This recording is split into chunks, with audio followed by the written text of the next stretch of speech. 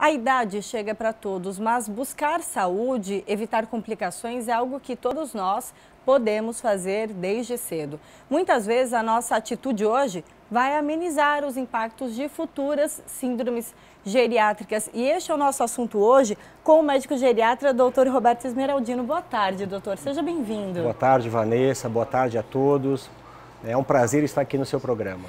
Quais são as principais síndromes geriátricas que a gente pode destacar? Ok, eu vou dar um apanhado geral, Vanessa, para os nossos ouvintes terem uma ideia. Rapidamente, pressão alta, problemas cardíacos, problemas emocionais, depressão e ansiedade, é bem alto o quadro de problemas emocionais.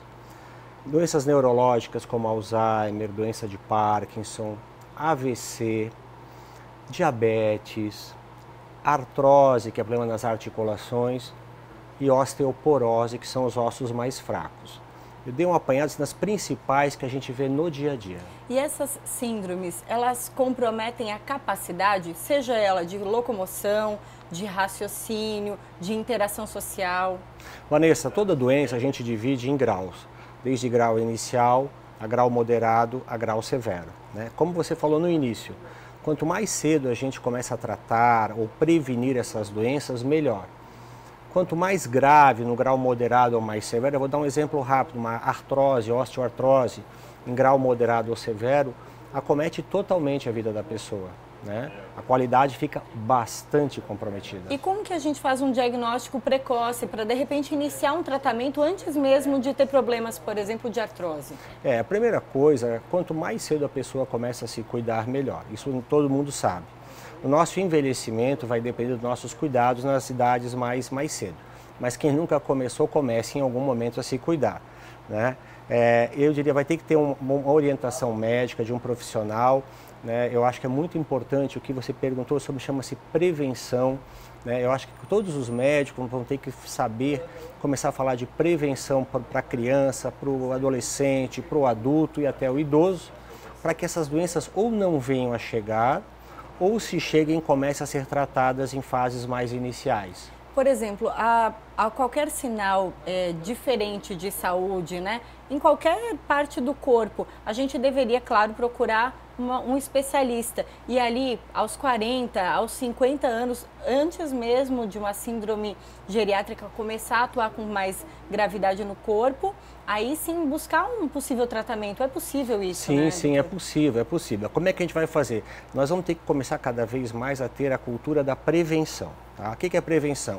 É a pessoa não sentir nada, né? E a cada, não sei, 6 meses, 1 ano, vai depender de cada pessoa, buscar um profissional, né, de saúde, né? Como, por exemplo, não digo só o médico, como dentista e assim por diante.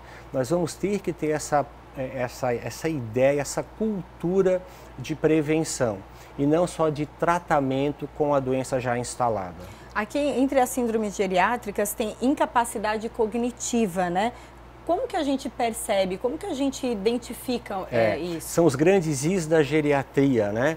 A incapacidade cognitiva é um deles. Por exemplo, doença de Alzheimer, são os quadros demenciais. Então, se tem um parente que começou com quadros de esquecimentos frequentes, principalmente para fatos mais recentes, ou alteração de comportamento, poxa, meu pai, minha mãe não era assim, agora está totalmente alterado, fica falando coisas obscenas, fica altamente irritado, agressivo, e não era assim, sinal amarelo. Tem que buscar o apoio de um profissional.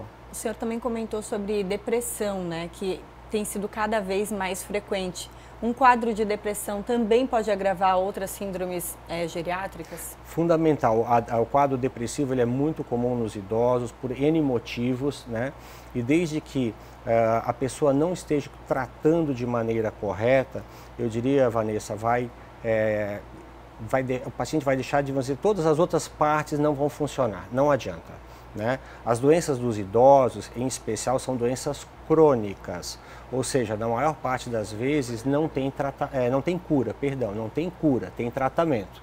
Então, são doenças que elas têm que estar controladas, compensadas, tratadas, para poder tudo funcionar bem.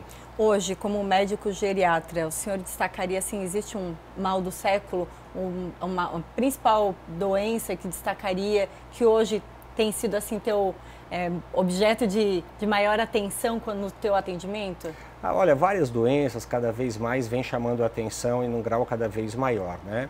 Vou dar um exemplo, diabetes é um exemplo de uma doença que é uma epidemia, vem aumentando assim de um jeito extremo. Mas eu diria que o mal mesmo, a grande preocupação que afeta todo mundo, afeta a família, paciente, eu diria que é a doença de Alzheimer.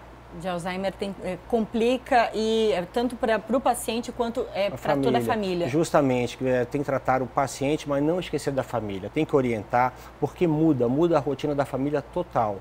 Né? Então tem que ser bem orientado. Hoje, hoje tem muitos locais, meios, hoje é mais fácil a comunicação, mas eu diria que é uma doença que ainda impacta bastante a rotina da família. Doutor, de modo geral, a gente pode falar para o pessoal para que façam os seus check-ups, né, com frequência, né, em qualquer parte do corpo, mas que mantenham esse ritmo, né? A gente sempre ouve nas campanhas, né, principalmente as campanhas coloridas do ano todo, né, fazer uma revisão, né, digamos assim, a partir dos 40 anos, depois a partir dos 50. Isso é importante, né, essas campanhas de conscientização. Vanessa, eu diria assim, o envelhecimento ele é inevitável, né? O envelhecimento vai ser para todo mundo que está vivo, né? Mas o diferencial vai ser como a gente vai envelhecer, né? Eu acho que nós vamos ter que ter essa cultura de vez em quando, não é só ir ao médico, mas vá lá no seu médico da sua confiança, vai ter os exames de rotina que vai ter que fazer. Eu falo, é que nem um automóvel, a gente para ele para fazer as manutenções, mesmo o automóvel não tendo nada, não tendo barulho, não tendo nada, mas tem que parar. A máquina humana não é diferente da máquina mecânica. Tem que fazer as revisões periódicas. Só assim a gente pode chegar aos 60, 70, 80, 90, sei lá, mas de uma maneira bem legal, bem ativa, bem feliz. É verdade. Doutor, muito obrigada. Doutor Roberto Esmeraldino, médico geriatra, sempre com essas informações preciosas. Obrigado, Vanessa. Obrigada. Um abraço a todos.